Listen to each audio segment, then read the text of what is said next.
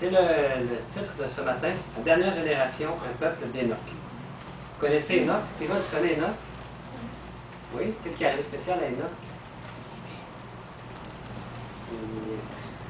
Il y a eu un enfant, puis oui, qu'est-ce qui est arrivé? Enoch a marché avec Jésus pendant presque toute sa vie. Puis il est allé au ciel. Ah oui, c'est ça. On va parler un peu de ça. On a le texte ici, c'est dans Genèse 5. Tout ce qu'on sait d'Enoch, je pense, il n'y a pas d'autre place où on parle d'Enoch dans la Bible. Les quelques versets qui en parlent sont ici. Donc je vous lis ça. Enoch, âgé de 65 ans, engendra Méthusélah. Enoch, après la naissance de Méthusélah, marcha avec Dieu 300 ans. Il engendra des fils et des filles. Tous les jours d'Enoch furent de 365 ans. Enoch marcha avec Dieu, puis il ne fut plus parce que Dieu le prit. Genèse 5, verset 21-24. On voit dans ce texte que Enoch a marché avec Dieu. Puis, à partir d'un moment où il y a eu, on dirait, des enfants, c'est à partir de là qu'il a commencé à marcher avec Dieu. On dirait que le fait d'avoir des enfants, il a découvert peut-être plus l'amour, je ne sais pas, l'amour inconditionnel de Dieu, puis il a marché avec Dieu, en tout cas, après, pendant 300 ans. Et à un moment donné, il a tellement marché avec Dieu que c'était plus proche d'aller chez Dieu que chez lui, mais Dieu l'a pris chez lui. Est-ce que c'est ça? On ne sait pas comment ça s'est passé, mais on sait qu'il a été pris avec Dieu. Enoch a expérimenté la justice de Christ en marchant selon l'Esprit de Dieu. Marcher avec Dieu, c'est marcher selon l'Esprit de Dieu. D'accord? La bonne nouvelle de l'Évangile est que Jésus a condamné la loi du péché sur la croix. Il y a un verset dans Romains 8 qui dit « Afin que la justice de la loi fût accomplie en nous, qui marchons non selon la chair, mais selon l'Esprit. » C'est le travail de cet esprit de reproduire en nous le caractère de Christ. Ce n'est pas notre travail. Qu'est-ce que c'est notre part dans la vie chrétienne? Tout comme Enoch, marcher selon l'Esprit. C'est ce qu'on va étudier ce matin. Qu'est-ce que ça veut dire marcher selon l'Esprit? Certainement. Ce matin, c'est déjà pas.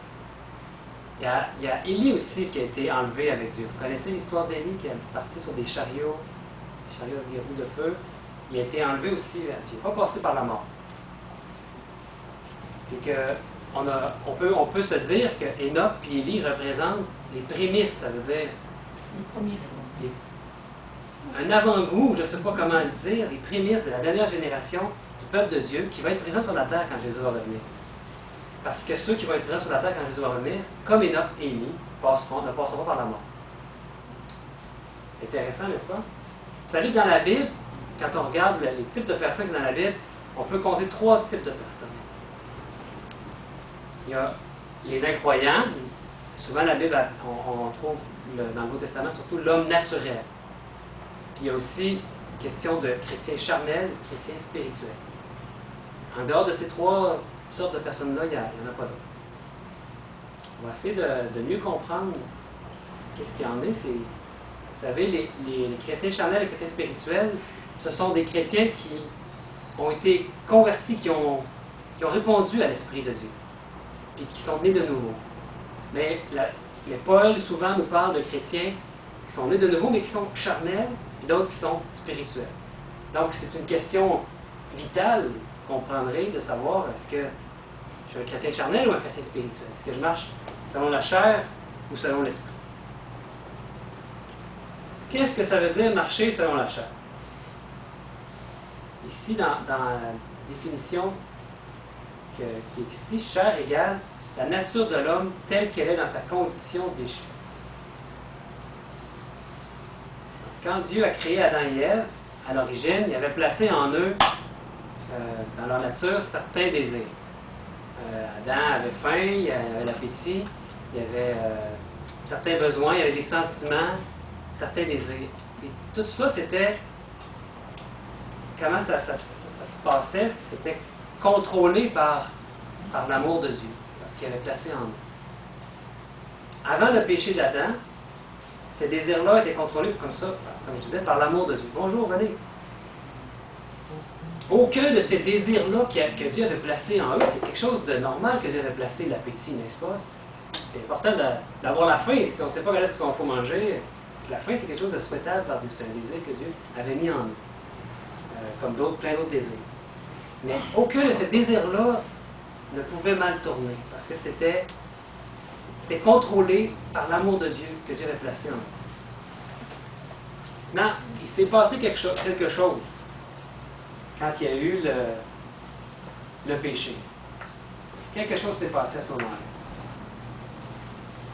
L'amour disparut et l'égoïsme prit sa place. Son amour non égoïste fit demi-tour en direction du moi et ses désirs naturels que Dieu avait créés devinrent des convoitises, échappèrent à son contrôle. Donc, ces désirs-là que Dieu avait placés en eux, qui étaient saints, après le péché, ils ont échappé à son contrôle. Un chrétien qui est dominé ou contrôlé par sa nature, par ses sentiments, par ses différents désirs, marche selon la chair. C'est ce qu'on peut dire.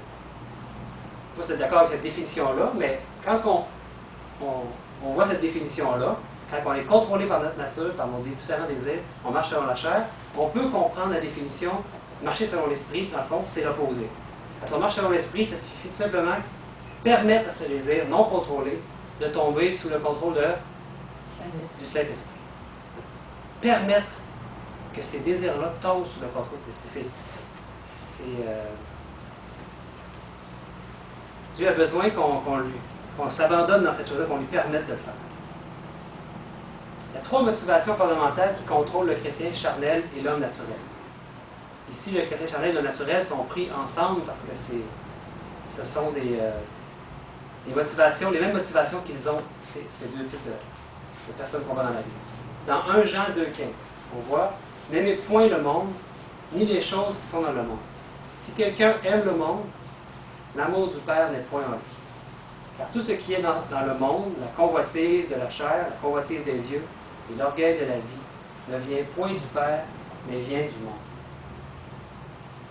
Trois choses qui sont en caractère gras qui nous est dit dans Jean. La convoitise de la chair, la convoitise des yeux et l'orgueil de la vie. Et si nous marchons selon la chair, nous permettons à ces convoitises, à l'orgueil de la vie, de nous contrôler. De sorte que lorsque les gens nous regardent, ils ne peuvent voir Christ en nous. Convoitise de la chair, qu'est-ce que c'est ça? C'est nos désirs. C'est ce qu'on parlait tantôt, les différents désirs intérieurs. Convoitise des yeux, tout ce qu'on regarde. Des fois, il y en a qui vous disent qu'ils vont faire du lèche-vitrine. Ils n'ont rien besoin, ils vont juste faire du lèche-vitrine. On a tous déjà fait ça, hein? Mais flâner un peu. Bon, ce qu'on voit, ça devient quelque chose qu'on n'a pas besoin, mais qu'on vient, qu'on convoite, qu'on voudrait avoir. Ce que nous voyons, nous le voulons. Et l'orgueil de la vie, qu'est-ce que c'est que vous pensez que ça veut dire? Vous savez que la nature humaine essaie toujours de s'élever et d'être premier. Quand l'homme veut être premier, il veut être premier, n'est-ce pas? Il ne veut pas être dernier. Surtout, on voit ça dans les enfants, souvent, il y a une compétition, puis ils voudraient être les premiers. Avoir la gloire politiquement, économiquement, être le premier académiquement, en tout ce que vous pouvez imaginer. Donc c'est ça l'orgueil de la vie, c'est les 3 choses qui sont identifiées ici dans 1 Jean, qui sont qui nous caractérisent quand on marche dans la chair, qui sont donc si on permet ces choses-là, si nous marchons sur la chair, on permet ces choses-là de prendre le contrôle, à ce moment-là, les gens qui regardent à nous, ils ne peuvent pas voir Christ en nous. Ils voient la chair. Qu'est-ce que c'était le problème des Corinthiens? Je vois que mon chose ne marche pas. À chaque image arrive, Claude, comme d'un coup, il n'y avait pas de animation, ça marche pas. Dommage, hein? Ça marchait tantôt. C'est pas grave. Donc, le problème des Corinthiens, qu'est-ce que c'était? Vous connaissez peut-être un petit peu 1 Corinthien, où Paul était venu leur parler, puis il avait déjà accepté le message. Puis il revient 10 ans plus tard, puis encore sont rendus au même point. Qu'est-ce qu'il a dit? Pour moi, frère, ce n'est pas comme à des hommes spirituels que j'ai pu vous parler, mais comme à des hommes charnels, comme à des enfants en Christ, des bébés en Christ. Il aurait dû leur parler comme des adultes en Christ, mais ils ne pouvaient pas le faire, ils constataient ça. Je vous ai donné du lait, non de la nourriture solide, car vous ne pouviez pas la supporter. Et vous ne le pouvez pas, même à présent. C'est un peu décevant pour lui. Parce que vous êtes quoi? Encore charnel. Pourtant, ce sont des chrétiens nés de nouveau, mais ils sont encore charnels. En effet, puisqu'il y a parmi vous de la jalousie et des disputes, n'êtes-vous pas charnel? Et ne marchez-vous pas selon l'homme? Il y a encore ces choses-là parmi eux qui démontrent qu'ils sont charnels. Les gens qui regardent à eux ne voient pas Christ. Ils voient des disputes, des jalousies, ils voient plein de choses comme ça. C'est ça le problème des Corinthiens. Chrétiens nés de nouveau, mais enfants en Christ. Pas de croissance spirituelle dans cette église. Dans une église comme ça, ça reste... ça marche. C'est pas quelque chose qui est spirituel. Verset 3 nous dit que le comportement de ces chrétiens n'était pas différent du comportement de l'homme naturel. C'est ça qu'il est dit ici. Ils ne marchent pas selon l'homme. Donc, ils ne sont pas différents, même s'ils sont chrétiens, mais de nouveau, ils peuvent accepter Christ, mais ils en restent là. Ils ne sont pas différents de la catégorie qu'on avait vue tantôt, l'homme naturel. Ils sont restés à ce stade-là. La spiritualité ne s'est pas développée. Marcher selon l'Esprit. Permettre au Saint-Esprit de nous contrôler. C'est ça, marcher selon l'Esprit. Pour arriver à comprendre comment cela est possible, de marcher selon l'Esprit, on doit comprendre comment on est constitué. De quelle façon que Dieu veut œuvrer en nous. Vous savez, quand un mécanicien veut réparer votre voiture, si vous le comptez sur votre voiture, c'est parce qu'il sait comment la réparer. Il connaît comment elle fonctionne. Mais nous sommes de savoir comment notre corps, toutes nos dimensions de notre être fonctionnent. Sinon, on ne pourra pas savoir comment marcher selon l'Esprit. Dans 1 Thessaloniciens 5,23, très intéressant, il dit que le Dieu de paix vous sanctifie lui-même tout entier. Et que tout votre être, l'esprit, l'âme et le corps, soient conservés irrépréhensibles lors de l'avènement de notre Seigneur Jésus-Christ. Ce que vous voyez là-dedans, les trois composantes de notre être. L'esprit, l'âme et le corps. Ce sont les trois composantes de notre être, de l'être humain. Et il est exhorté que ce soit conservé irrépréhensible lors de l'avènement du Seigneur Jésus-Christ. C'est ce qui s'en vient bientôt, n'est-ce pas? Ici, c'est une image que j'ai prise de notre cours sur le sanctuaire qu'on avait eu. On connaît un peu ces choses-là. Un petit rappel, peut-être, on voit qu'il y avait tout le tour le parvis. Tout est bien identifié. L'autel des Holocaustes, la cuve des reins. On prend ça ici, hein? Oh, non, ça ne marche pas. Pourquoi j'ai pas vu? Oh, ça marche. On voit le lieu saint et le lieu très saint. Donc, les trois principales parties ici, c'est le parvis, le lieu saint, le lieu très saint. Quel endroit est-ce qu'on pouvait voir la manifestation de Dieu dans cet endroit-là? Est-ce que c'était la clôture, parvis? Oui, Marc? Le lieu très saint. Le lieu très saint. Et il y avait quelque chose de phénoménal qui se produisait quand la présence de Dieu était là. Il y avait une colonne de feu, il y avait la Shekinah au milieu, l'Arche de l'Alliance. Il y avait la colonne de feu, la nuée. Et c'était l'endroit où Dieu manifestait sa présence, habitait clairement au milieu de son peuple. Dans le lieu saint aussi, il y avait les sacrificateurs qui entraient quotidiennement. C'est là qu'ils recevaient les instructions de Dieu aussi. Il y avait l'Urim et le Turim. Il y avait l'éphod, il y avait des lumières qui s'allumaient. Ils recevaient les instructions de Dieu dans cet endroit-là, le lieu saint. Et qu'est-ce qu'on voyait de l'extérieur? C'était le parvis. Dans la clôture et l'extérieur, c'était ça qui caractérisait le sanctuaire.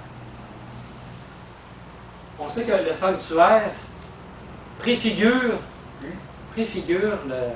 l'humanité de Christ. Puisqu'il a été fait chair, il a habité parmi nous. Il a habité parmi nous comme Dieu voulait habiter dans le sanctuaire. Il a manifesté sa présence dans le sanctuaire. Et toute cette chose-là, le sanctuaire aussi, s'applique aussi à nous, à l'être humain. Parce que quand on accepte Christ, qu'est-ce qui arrive?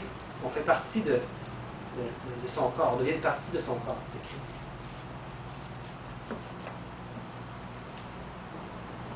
Donc, on a dit qu'on était formé de 3 éléments. Est-ce que vous vous souvenez de ces éléments-là? On vient de voir dans 1 Thessaloniciens. Je vais voir si vous suivez, parce que des fois il fait chaud, hein, puis on peut s'endormir. Non, mais c'est pas votre cas. Hein? Non. Allez, 3 éléments. On vient de le voir. 1 Thessaloniciens. L'âme, l'esprit, l'âme, il en manque un. Le corps, oui, 3 éléments. Vous êtes d'accord avec ça? On est formé de 3 éléments, Steven? Oui. On est formé de combien d'éléments? 3. L'humain, l'esprit, l'âme et le corps. Ça marche pas autant, ça marche, là. C'est ça un petit développement progressif, pas tout tir d'un coup. Le sanctuaire était aussi fait de 3 éléments principaux, comme on dit. Hein? Le lieu très saint, le lieu saint et le parvis. J'ai lu dans ce livre-là, le Saint-Esprit, et j'ai vu la règle de Jack Sougaran, je vous encourage à aller. Je trouve ça intéressant, il faisait un parallèle comme ça, puis il expliquait un peu plus, je vais vous expliquer ça, expliquer un peu plus ce que ça voulait dire. Là, je voyais un petit peu le... Pardon? Ah, ok, pas obligé de reculer, mais moi, c'est ce que je veux vous laisser voir, mais on voit bien. Hein? Donc, le lieu très saint, c'est l'endroit où Dieu habite. Et maintenant, vous savez que nous sommes le temple de cet esprit. Notre être est le temple de cet esprit. Donc, dans les 3 constituants, l'esprit humain, c'est l'endroit où Dieu habite. On peut appeler ça la conscience. Dans notre conscience, c'est là que Dieu habite, et c'est là que son Esprit Saint veut communiquer avec notre esprit, l'esprit de l'homme. L'âme, le lieu saint, qu'est-ce que c'est que vous pensez que ça représente? C'est le siège de la volonté, des pensées. C'est là qu'on reçoit les instructions, qu'on prend nos décisions. Un peu comme dans le lieu saint, on disait tantôt, vous recevez les instructions de Dieu dans le lieu saint. Et le corps, le parvis, c'est ce qui est visible de l'extérieur. C'est notre enveloppe, c'est ce que les gens voient, notre corps. C'est là qu'il y a des désirs, c'est la chair. Et vous savez, le corps, c'est quelque chose qui est l'esclave de la volonté, qui est sous le contrôle de l'esprit. La volonté est sous le contrôle de l'esprit, et le corps, il fait juste... Des fois, on dit, c'est comme ma faute, c'est en moi, je suis fait comme ça, mais le corps n'agit pas tout seul. Le corps, il est un esclave. Il fait ce que la volonté lui dit, guidé par sa conscience. Si vous comprenez un peu plus comment on fonctionne, le corps est un esclave seulement. Il ne fait pas des choses par lui-même. Donc, on a dit que nous sommes le temple de Dieu, qui avait 3 parties. On a déjà bien vu ces choses-là.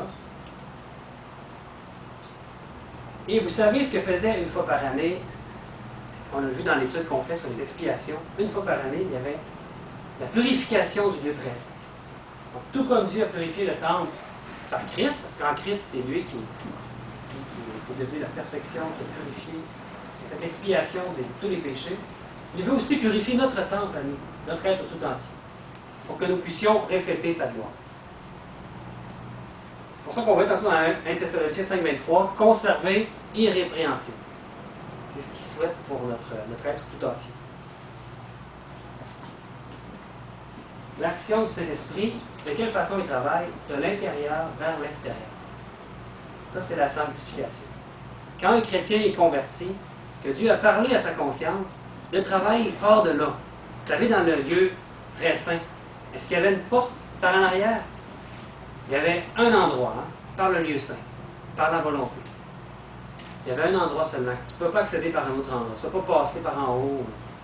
N'est-ce pas? Donc, le travail, l'action du Saint-Esprit est de l'intérieur vers l'extérieur. C'est très important. Parce que si ça se passe dans l'autre sens, qu'est-ce qui arrive? Si ça se passe de l'extérieur vers l'intérieur, ou de la volonté, alors là, ça devient du légalisme. L'intérieur demeure corrompu. L'esprit n'est pas en lien avec Dieu, cet esprit n'est pas dirigé par l'Esprit Saint. Tu peux faire des choses, ça demeure quelque chose qui vient de ta volonté. On va avancer, vous allez voir. L'esprit dans l'homme ne doit pas être confondu avec le Saint-Esprit. bien aimé ça, on avait parlé à un moment donné avec Claude de la différence entre les deux. L'Esprit lui-même rend témoignage dans Romains 8 à notre esprit, que nous sommes enfants de Dieu. C'est vraiment deux choses différentes. Il ne faut pas penser que notre esprit devient l'Esprit Saint, devient l'Esprit de Dieu. On a notre esprit propre à nous, qui est que volontairement nous pouvons mettre sous le contrôle de l'Esprit Saint. Quand il dit demeure en nous, cet esprit, il veut demeurer en nous, mais il veut que ce soit notre esprit qui devienne saint. Il veut communiquer, il veut parler avec nous, comme il faisait avec dans le temps des sacrificateurs. Adaïa, exactement aussi, directement avec eux. Donc l'esprit lui-même rend témoignage de notre esprit que nous sommes enfants de Dieu. L'esprit humain, c'est d'abord notre conscience. Dans notre esprit que cet esprit nous convainc de ce qui est bien, ce qui est mal, de la voie à suivre, de la vérité, de l'erreur. C'est là que ça se produit. On dit que on est accusé par notre conscience, c'est là qu'il se passe c'est là qu'on a la direction à suivre. On parle souvent de bonne conscience, mauvaise conscience, qui démon sur l'épaule, le petit ange de l'autre côté. Notre conscience, c'est ça, c'est là que se passe le champ de bataille. C'est là qu'il y a le champ de bataille pour notre âme, pour notre corps tout entier. C'est là que ça se passe.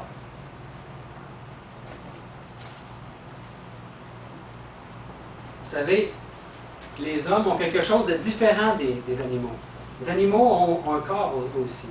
Et ont la deuxième composante, la volonté. Mais ils n'ont pas la dimension spirituelle, l'esprit. C'est quelque chose qui est propre à l'homme. Quelque chose que Dieu a créé, a mis dans l'homme. Vous savez, tous les êtres humains ont un besoin d'adorer quelque chose. C'est cette dimension-là spirituelle que Dieu a mis dans l'esprit. Il y en a qui vont adorer une statue, mais ils ont besoin de cette chose-là. Ils ont trouvé des tribus primitives qui, néanmoins, adoraient quelque chose, même s'il y avait très peu de moyens, toujours ils adoraient quelque chose. Même les gens qui se disent communistes ou athées, il y a le culte de soi-même aussi, qui devient une forme d'adoration. Donc c'est toujours ce concept-là. La loi de l'esprit et la loi du péché. Il y a un texte dans Romains 8.2 qui nous dit, en effet, la loi de l'esprit de vie en Jésus-Christ m'a affranchi de la loi du péché et de la mort. Deux lois. Dans l'homme pécheur, la chair est plus forte que la volonté. Vous savez, une loi, c'est quelque chose qui est une force constante. Quand on parle, peut-être vous avez déjà étudié ces choses-là à l'école, la physique, peut-être loin, vous voulez oublier ça, mais une loi comme la gravité, c'est quelque chose qui est changeant. Je les laisse tomber une chose à la place, je ne le ferai pas, là, parce qu'il est tout neuf, là, puis Claude va me chicaner. Mais il va tomber, c'est sûr. Hein? Est-ce qu'il y a une chance pour qu'il ne tombe pas et qu'il se mette à relever par en l'air? Non, c'est une loi, c'est quelque chose de constant, incessant, ça n'arrêtera pas de changer. Mais ici, c'est ça. La loi de l'esprit, c'est aussi quelque chose qui est constant. La loi du péché, c'est aussi quelque chose de constant. Vous savez, la chair peut être gardée sous contrôle pendant un certain temps. Il y a des gens qui ont des volontés plus fortes que d'autres. Pendant un certain temps, leur volonté peut arriver à contrôler la chair. Mais jamais elle va pouvoir en triompher. Jamais elle va pouvoir... il y a un texte qui dit j'ai la volonté de faire le bien, mais je vois en moi... Le mal que je veux pas. Oui. Donc, dans cet esprit-là, il y a quand on est sous la chair, si on veut essayer de contrôler cette volonté-là, on peut y arriver pendant un certain temps, mais jamais on pourra en triompher.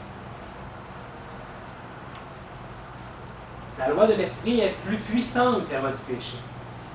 Amen. Que la loi du péché et de la mort. Pourquoi? Parce que Christ a triomphé du péché et de la mort. Ça, c'est une bonne nouvelle, n'est-ce pas? Parce qu'ici, on a parlé de deux lois, mais ils ne sont pas égales, ces deux lois-là. La loi de l'esprit est plus forte que la loi, plus puissante que la loi du péché et de la mort. Si ce n'était pas le cas, on serait mal pris, n'est-ce pas? C'est une bonne nouvelle, n'est-ce pas, Steven? Marc? Bonne nouvelle, hein? Deux lois La volonté humaine est une force, mais pas une loi. Elle peut défier la loi du péché, mais jamais en triomphe. Ça aussi, c'est une bonne nouvelle. La volonté humaine, c'est pas une loi. Ça peut être une force. Mais il y en a qui ont des volontés fortes, hein? Ils peuvent arriver à avoir un certain contrôle, mais c'est pas une loi. Ils vont demeurer soit sur la loi de l'esprit ou soit sur la loi du péché. Le cheminement du chrétien ne consiste pas à utiliser le pouvoir de sa volonté pour contrôler le corps, mais plutôt de quoi? L'abandonner à l'esprit qui demeure en nous. Là, j'aimerais ça qu'on puisse prendre nos Bibles et que vous puissiez suivre avec moi dans Galates 5. Il y avait trop de versets 13 à 26.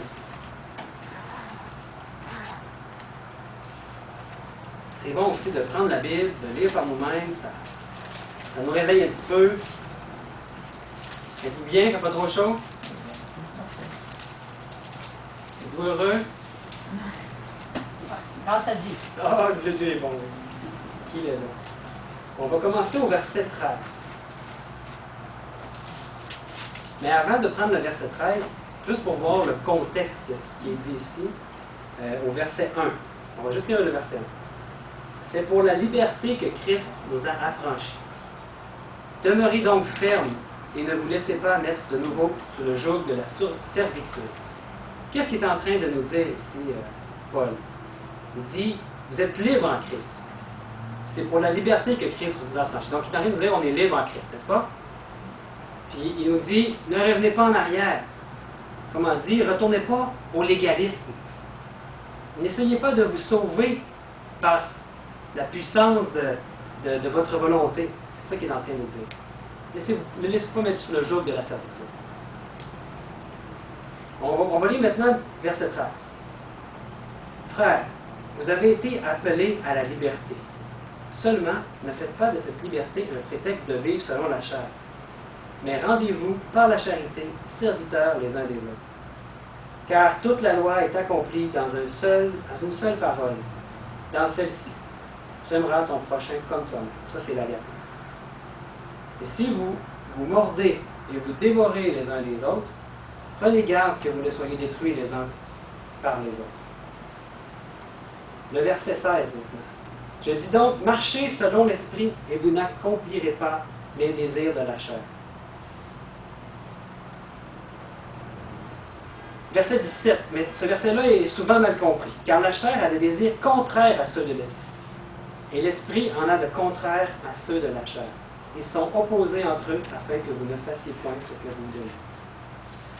Vous voyez, si on prend le verset 17 hors contexte, on prend juste ce verset-là, on peut vraiment avoir de la difficulté à comprendre si on ne le lit pas avec le verset 16. Parce qu'il est dit au verset 16, est-ce qu'il est dit marchez selon l'esprit et il vous est possible de ne pas accomplir les désirs de la chair? Non, c'est un fait qu'il dit. Et vous n'accomplirez pas les désirs de la chair. Vous êtes d'accord avec moi? Paul n'est pas en train de dire que ça va être possible de le faire. Non, c'est un fait. Si tu marches dans l'esprit, tu ne vas pas accomplir les désirs de la chair. Car, là, le verset 17 nous explique, les désirs de la chair sont contraires à ceux de l'esprit. Il est en train de dire, si tu restes dans la chair, c'est comme ça que ça va être. Ils sont opposés entre eux afin que vous ne fassiez pas ce que vous voudriez. Donc, si vous marchez selon l'esprit, qu'est-ce qui va arriver à la chair? Elle est soumise à l'esprit. Ça nous aide à bien comprendre le verset 17. Si on prend sans le verset 16, là, ça continue. Si, au verset 18, si vous êtes conduits par l'esprit, vous n'êtes point sous la loi. Or, les œuvres de la chair sont manifestes. Ce sont l'impudicité, l'impureté, la dissolution, l'idolâtrie, la magie, les inimitiés, les querelles, les jalousies, les animosités, les disputes, les divisions, et le point, les sectes, l'envie, l'ivrognerie, les excès, le table, les choses semblables. Je vous dis d'avance, comme je l'ai déjà dit, que ceux qui commettent de telles choses n'hériteront point le royaume de Dieu. Remarquez bien que la chair fait des œuvres. On va au verset 19, les œuvres de la chair. Et maintenant, au verset 22, il est dit, mais le fruit de l'esprit. C'est drôle, hein? La chair fait des œuvres, mais ici, il ne nous parle pas qu'avec l'esprit, on va faire des œuvres. Qu'est-ce qu'on va faire? L'esprit porte un fruit. Mais le fruit de l'esprit, qui est au singulier, c'est l'amour, la joie, la paix, la patience, la bonté, la bénignité, la fidélité, la douceur, la tempérance. La loi n'est pas contre ces choses. Allez vous remarquer qu'il y a une grande liste, mais qui parle d'un fruit. Est-ce que ça vous étonne? Vous savez, avec l'esprit, on ne produit pas des œuvres. Mais c'est l'esprit en nous qui porte du fruit. Et le premier qui est nommé, l'amour, qui en fait est l'agapé dans la vraie définition, qui est l'amour inconditionnel de Dieu. De ce fruit-là découlent tous les autres. Tous les autres sont une ramification de l'amour. Écoutez, la joie, la paix, la patience, la bonté, toutes ces choses-là découlent du fruit d'amour. C'est le fruit que le Saint-Esprit va porter en nous. Et quand cet amour-là est en nous, tous les autres fruits, le Saint-Esprit va les porter en nous. C'est pour ça qu'il est au singulier. Au verset 24, il est dit « Ceux qui sont à Jésus-Christ ont crucifié la chair avec ses passions et ses désirs. Si nous vivons par l'Esprit, marchons aussi selon l'Esprit. Ne cherchons pas une vaine gloire en nous provoquant les uns les autres, en nous portant en vie les uns aux autres. » Ici, on voit la convoitise, on voit la gueule de la vie qui revient.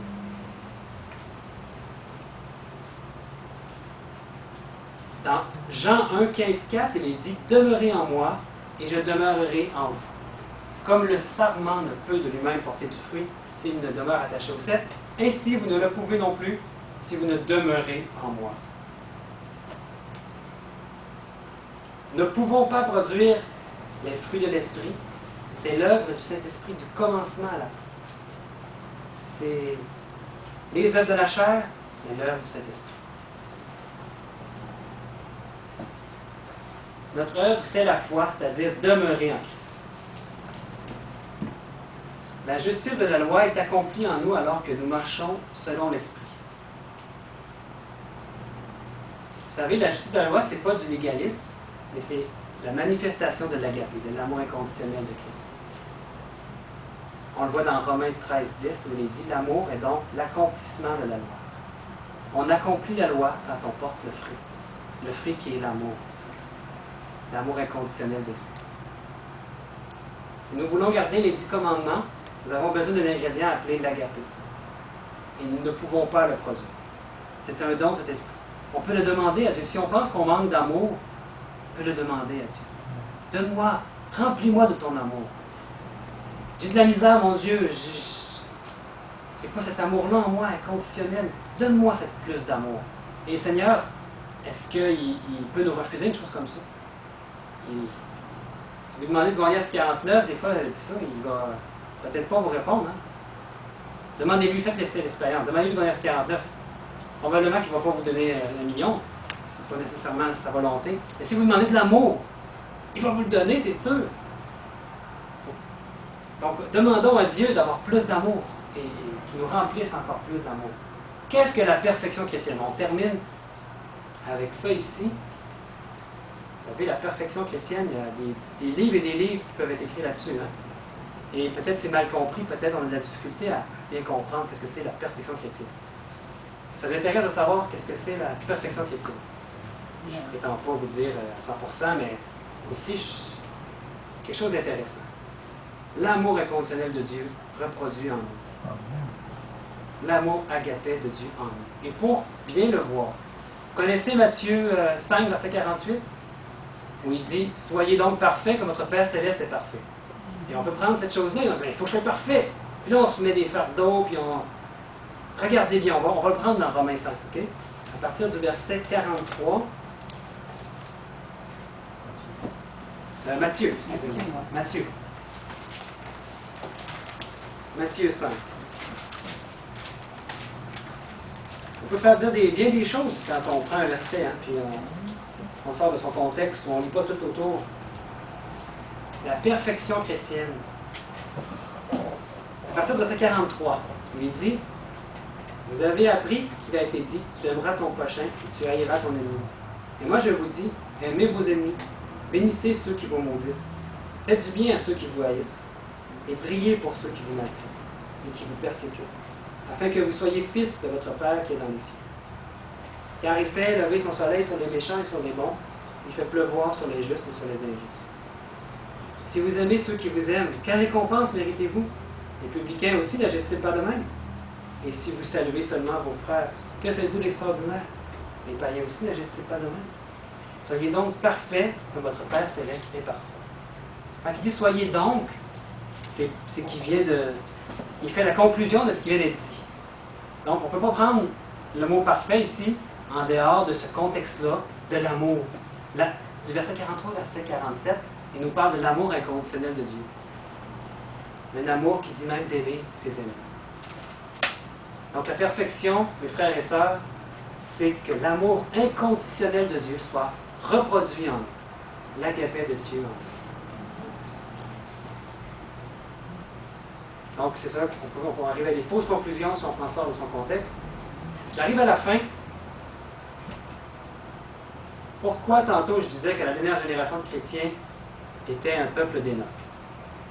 On est aujourd'hui la dernière génération de chrétiens de l'histoire de notre monde, ou on est proche en tout cas. Je souhaite, parce que des fois, on a hâte d'être avec notre Seigneur dans les cieux. Mais il y aura bientôt sur cette terre un peuple qui marche tous les jours, quotidiennement, comme Énoch, avec le Seigneur. Énoch qui marcha avec Dieu et il fut pris dans le ciel sans passer par la mort. Et bientôt, c'est ce qu'il va y avoir sur cette terre. C'est un extrait ici du livre de Jacques Sequeira que je vais vous lire, à peu près en tout cas. Quand la terre verra un tel peuple, quand la terre sera remplie de la gloire de Jésus-Christ, alors le monde, même le monde scientifique, devra confesser que l'Évangile est la puissance de Dieu pour le salut. Il n'y aura plus personne qui va pouvoir dire, même les scientifiques vont être obligés de confesser cette chose.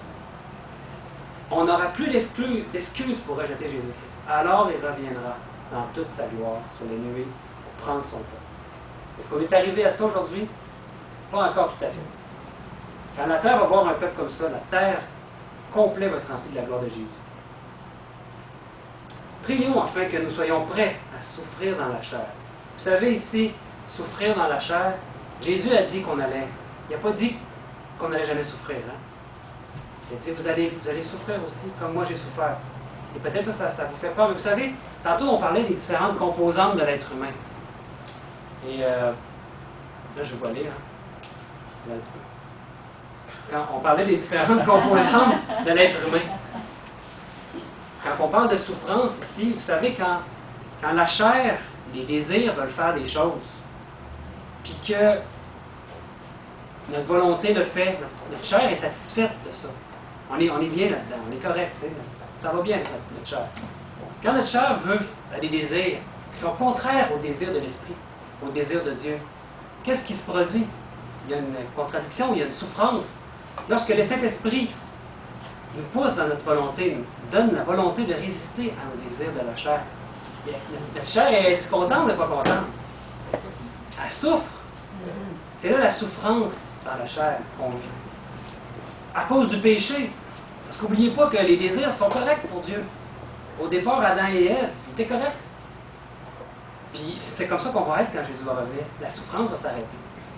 Il n'y aura plus cette souffrance-là parce que notre motivation va être pure, ça va être l'amour de Dieu, il va pas mal tourner.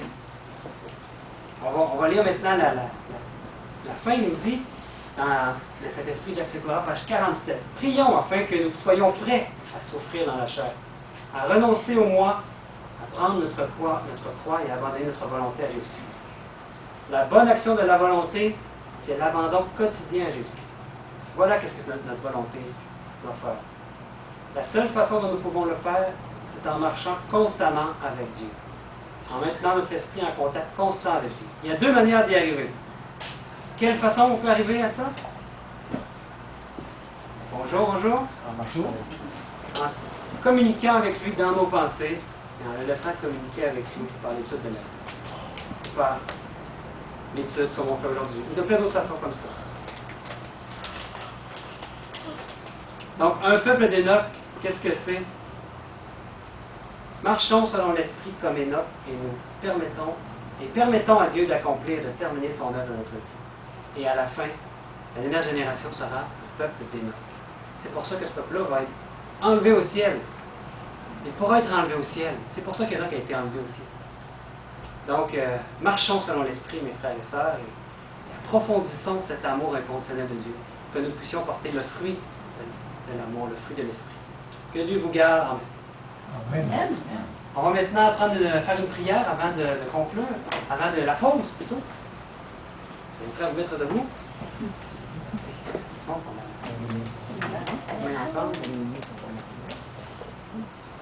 Oui, bon Père éternel, on te remercie de ce que tu as fait en Christ, ce que tu as fait pour nous en Christ. Oui, tu as tout accompli. Tu as réconcilié l'homme avec toi, oh mon Dieu. Et maintenant, tu veux continuer, tu veux terminer ce travail en nous. Tu veux le porter jusqu'à sa perfection. Tu veux nous sanctifier, nous remplir de ton amour pour que la terre soit remplie de ta gloire par notre entremise. Mon Dieu, c'est un privilège, c'est une responsabilité que tu nous donnes. Et nous savons que nous pouvons porter ce fardeau. Mon Dieu, que nous puissions nous abandonner à ton esprit, en cet instant et pour toujours. Que quotidiennement nous puissions renouveler cet engagement à marcher et à s'abandonner, à se soumettre totalement à ton esprit. Oui, mon Dieu, on sait que tu es bon et que tu désires que tes enfants puissent marcher avec toi. Et on sait, mon Dieu, que la loi de l'esprit est plus puissante que la loi du péché. Et que nous triompherons certainement de tout ce qui n'est pas de toi en nous. Mon Dieu, fais ce miracle en chacun de nous. Qu'aucun de nous ne se perde et que plusieurs puissent voir ta gloire par notre entremise. Que nous puissions être ce peuple d'Hénoch qui marche avec l'Esprit de Dieu et qui sera enlevé au ciel sur les nuées lorsqu'il n'y aura plus de souffrance dans cette nouvelle terre où nous sommes. Mon Dieu, aide-nous à persévérer, à garder courage, à garder toujours les yeux fixés sur toi. Bénis-nous au nom de Jésus. Amen. Amen.